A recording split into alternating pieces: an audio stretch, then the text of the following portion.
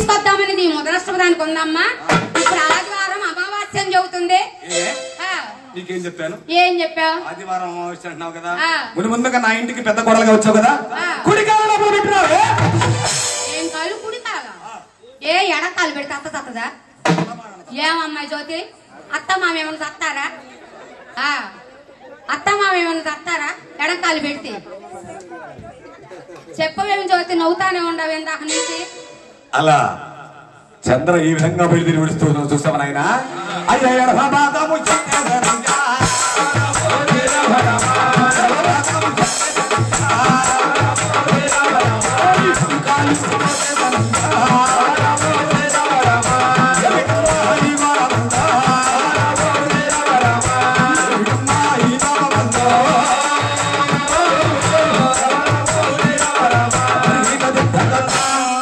ఎప్పుడైతే చంద్ర ఎడమ పాదం ఎత్తేసిందో ఆ సంసారం ఎత్తు మామైపోతుందట.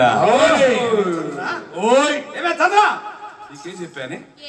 కుడి కాలు లోపల పెట్టిరమని చిలక చెప్పినట్టు. ఎడమ కాలు పెడితే అత్త మామ సత్తారా అని చెప్పిన. నువ్వు నాకు సమాధానం చెప్పలా. అత్తయ్య నేను ఎడమ కాలే పెడతా. అలా చంద్ర రాకముందు 2 పూటలు తింటూ 1 పూటలు వస్తువులు ఉంటున్నారటమ్మా. ఈ మొదలస్టప్పు మొండ వచ్చిన తర్వాత 1 పూట తింటూ 2 పూటలు వస్తువులు ఉంటున్నారట. అంటే 1 పూట పెరగాల్సింది 1 పూట తగ్గిందట నాయన. 3 పూట్ల పెడితే తెలివైద్దా? ఈ మొండ వచ్చిన వేళ విశేషం అది. అది అందుకు కాదు, ఉండ తిన్నంత దానికే జరిగిపోతుంది అందుకు. అలా చంద్రమ వచ్చిన తరువాత కాకానికి కృష్ణయ్య గారి పరిస్థితి ఎలా ఉందయ్యా? అయ్యో దంగలే మరి కొట్టే మరదా పలేదా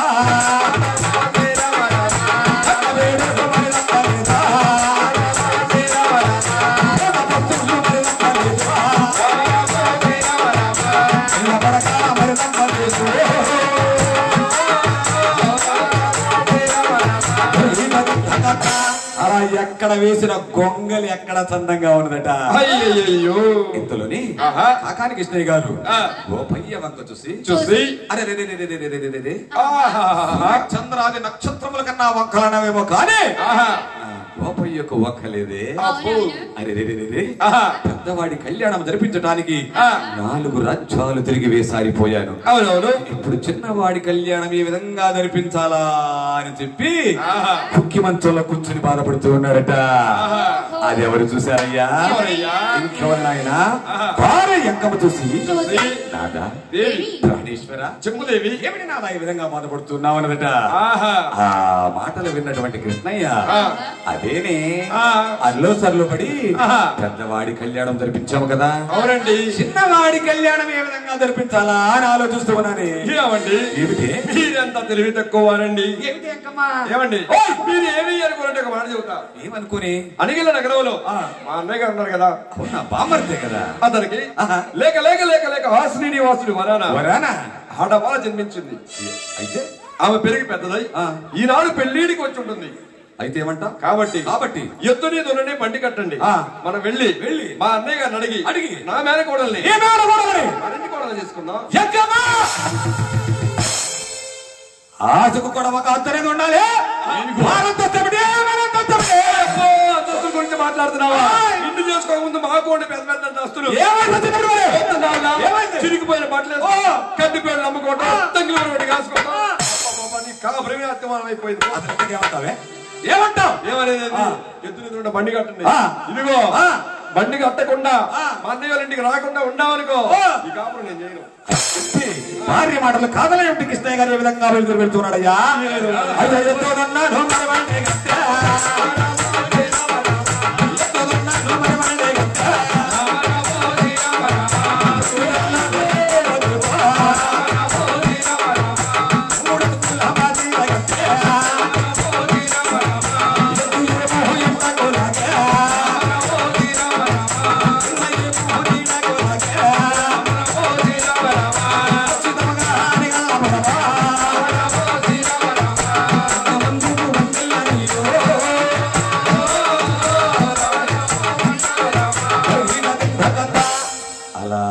నగరం పట్టణం ముందుకు బండి చేరుకున్నదట.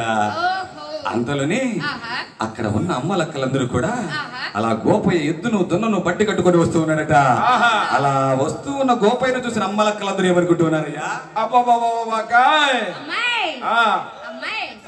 ఈ రంగమ్మకి ఏమొచ్చింది, కొట్టాడంత కట్టుపోయేంత ఆస్తి ఉంది కదా, ఆ రకంగా ఎద్దు దొన్నను బండి కట్టుకొని వచ్చే పెళ్లి కొడుకు ఇచ్చి చేస్తుంది. ఏమే ఇంతకు ఆ ఎద్దు బండి దొన్నే అట్టుంది, ఆ పెళ్లి కొడుకు చూస్తే అట్టుంటాడు.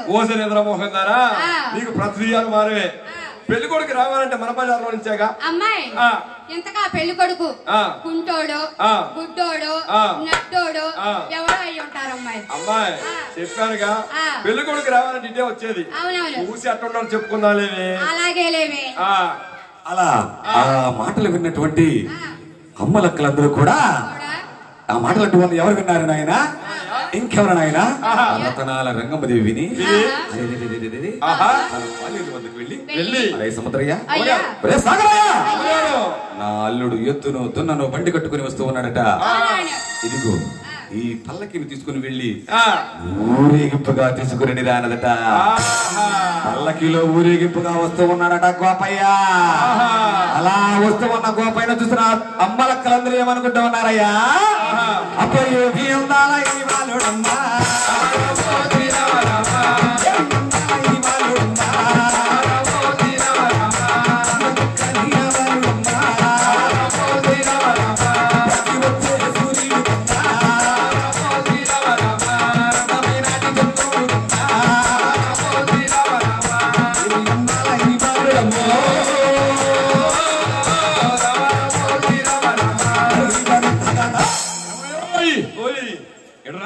ఏంది 30 ఏళ్ళ కర్ర మోలేసావు, మళ్ళీ ఇవాళ పైకి ఎత్తావు. ఏమే ఈ కర్ర ఇప్పుడు ఎందుకు ఎత్తా తెలుసా? ఇంట్లో చేయిపోయిన పని దించు కర్ర దించడం, దించడం 30 ఏళ్ళ మోలేసావు, ఇవాళ పైకి ఎత్తున్నా. ఏమయ్యా, నా మేనగోళ్ళు నా ఇంటి కోడలు చేసుకుంటున్నాగా. అవును, ఇప్పుడన్నా కర్ర దించు. నీకోసం దించుతా. 30 ఏళ్ళ మోలేసావు, నీ కర్రలు పాడుకోలేని. అలాగే అమ్మవారి భక్తులు రామనాథం పవన్ గారు అమ్మవారి కథా కాలక్షేపాలు భాగంగా 101 రూపాయలు పంపించున్నారండి. వారిని వారి కుటుంబాన్ని బంగారు లక్ష్మీంద్ర స్వామి అష్టైశ్వర్య భోగ భాగ్య సంపద కాచు కాపాడాలి.